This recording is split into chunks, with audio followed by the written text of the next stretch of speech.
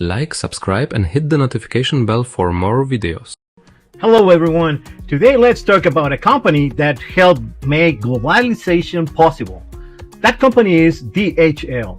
Founded in 1969 by Adrian Dowsey, Larry Hillblom, and Robert Lynn, DHL started by delivering shipping documents between San Francisco and Hawaii, saving days and customs processing. It was a simple idea with a huge impact. As global trade expanded, DHL grew with it, building one of the world's largest logistics networks. Today, the company operates in more than 220 countries and territories, moving millions of shipments every day by air, sea, road, and rail. But DHL's real business isn't transportation, it's reliability. Companies depend on DHL to keep factories running, stores stocked, and international trade moving. The lesson? The business that quietly connect the world often becomes the ones that world depends on.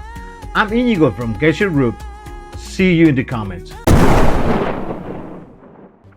Hello everyone. Today let's talk about a company that became one of the world's largest retailers by doing something that sounded crazy.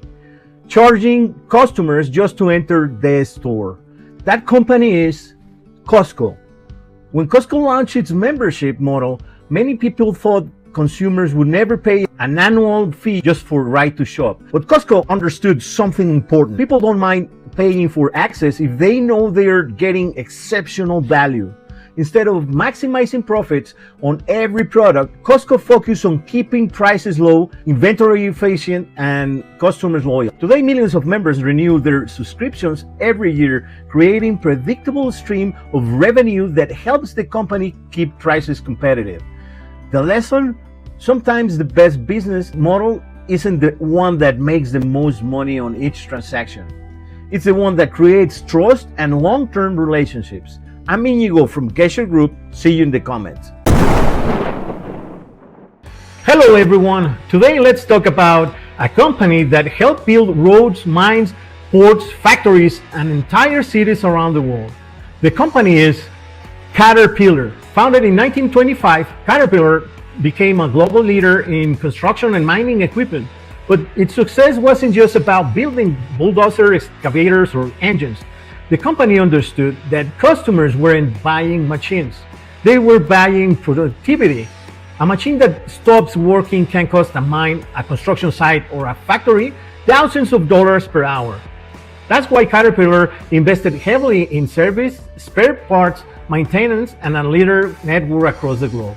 Today, Caterpillar equipment operates in more than 190 countries, and a significant portion of its business comes not from selling new machines, but from supporting them throughout their life cycle. The lesson? The biggest opportunities often comes after sales. Don't just sell a product, sell reliability, service, and long-term value. I'm Inigo from Gesher Group. See you in the comments. Hello everyone. When most people think of Amazon, they think of online shopping. But Amazon's real advantage isn't selling products, it's logistics. Founded by Jeff Bezos in 1994 as an online bookstore, Amazon gradually built one of the most sophisticated logistics networks in history. Millions of square feet of warehouses, thousands of trucks, cargo aircrafts, robotics, and advanced software coordinating inventory around the world. Today, Amazon can deliver products in hours, not days, because it spent decades investing in infrastructure while others focus only on sales. The lesson? Customers see the website, but the real business advantage is often hidden behind the scenes. I'm Inigo from Gesher Group. See you in the comments. Hello everyone. Today let's talk about a company that started in a small Japanese town and became the largest automaker in the world. After World War II, Japan had limited resources and couldn't compete with American manufacturers by producing more cars. So Toyota chose a different path. Instead of focusing on quantity, it focused on quality and efficiency. The company developed what became known as Toyota Production System, eliminating waste, continuously improving processes, and empowering workers to solve problems. Little by little, Toyota built a reputation for reliability that spread around the world. Today, manufacturers in every industry study Toyota's methods, and concepts like lean manufacturing and Kaizen trace their roots back to Toyota. The lesson? You don't always win by being the biggest. Sometimes you win by being the most disciplined and consistent. I'm Inigo from Gesher Group. See you in the comments. Hello everyone. Today let's talk about a company that was supposed to make video game chips and ended up helping power the AI revolution. Back in 1993, three engineers founded a small company called Nvidia. Their goal was simple: build better graphics, processors for computers and video games. For years, Nvidia was known mainly by gamers, but CEO Jensen Huang saw something others didn't. He believed the same chips used to generate video games graphics could also solve incredible complex mathematical problems. The decision changed everything. Scientists began using Nvidia chips, then researchers, then data centers, and finally artificial intelligence companies. Today, many of the world's most advanced AI systems run on Nvidia hardware. The company that started by helping people play video games now helps train some of the most powerful AI models ever created. The lesson? Sometimes the biggest opportunities are not in creating something completely new. They are in discovering a much bigger use for what you already have. I'm Inigo from Gesher Group. I see you in the comments. Hello everyone. Today let's talk about a company that revolutionized global commerce. That company is FedEx. Back in the 1970s, founder Frederick W. Smith had a simple but ambitious idea: deliver packages overnight anywhere in the United States. At the time, many experts thought the idea was impossible and too expensive. In fact, FedEx nearly went bankrupt during its early years. But Smith believed that businesses would pay a premium for speed and reliability. He was right. FedEx built an integrated network of aircrafts, trucks, sorting hubs, and technology that transformed the way companies move products and documents. Today, millions of shipments travel through the FedEx network every day, supporting global trade and supply chain. The lesson? Sometimes the best business opportunities are hiding inside problems that everyone else believes can be solved. I'm Inigo from Gesher Group. See you in the comments. Hello everyone. Today let's talk about a company most people have never heard of, even though millions of products pass through its buildings every day. The company is Prologis. Founded in 1983, Prologis became one of the world's largest industrial real estate companies by focusing on one thing: logistics. As e-commerce grew and supply chains became more complex, companies needed warehouses closer to consumers, ports, airports, and major highways. Prologis saw that trend early. Instead of building just warehouses, it built strategic logistic hubs that help companies move products faster and more efficiently.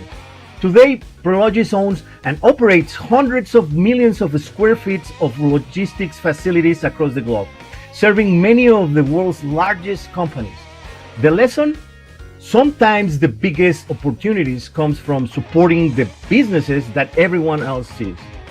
While others focus on products, Prologis focus on the infrastructure that makes commerce possible. I'm Inigo from Gesher Group. See you in the comments. Hello everyone. Today let's talk about a company you've probably never heard of, even though it helps move millions of barrels of oil around the world every day. That company is Vitol. Founded in 1966, Vitol didn't build famous products, retail stores, or consumer brands. Instead, it focused on something most people never see: commodity trading. Oil, diesel, jet fuel, natural gas, metals, and energy products move through global supply chains every day, and traders like Vitol help connect producers with buyers. Over the years, Vitol became one of the largest commodity trading companies in the world, generating hundreds of billions of dollars in annual revenue. Its success wasn't built on advertising. It was built on relationships, logistics, market knowledge, and the ability to solve supply chain problems. The lesson? Some of the world's biggest business are not the most visible. They are the ones quietly connecting markets and making global trade possible. I'm Inigo from Gesher Group. See you in the comments. Hello everyone. Today let's talk about a company that most people have never heard of, even though it manufactures the chips inside many of the devices we use every day. That company is Tsmc. Founded in Taiwan in 1986, Tsmc made a bold decision.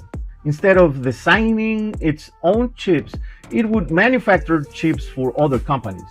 At the time, that seemed like a strange business model, but it allowed companies like Apple, Nvidia, AMD, Qualcomm, and many others to focus on innovation while Tsmc focused on manufacturing excellence. Over the years, Tsmc became the world's most advanced semiconductor manufacturer, producing some of the most sophisticated chips ever created. Today, much of the global economy depends on Tsmc's ability to manufacture tiny components with extraordinary precision. The lesson? You don't always need to own the brand. Sometimes becoming the best partner in the industry is an even bigger opportunity. I'm Inigo from Gesher Group. See you in the comments. Like, subscribe and hit the notification bell for more videos.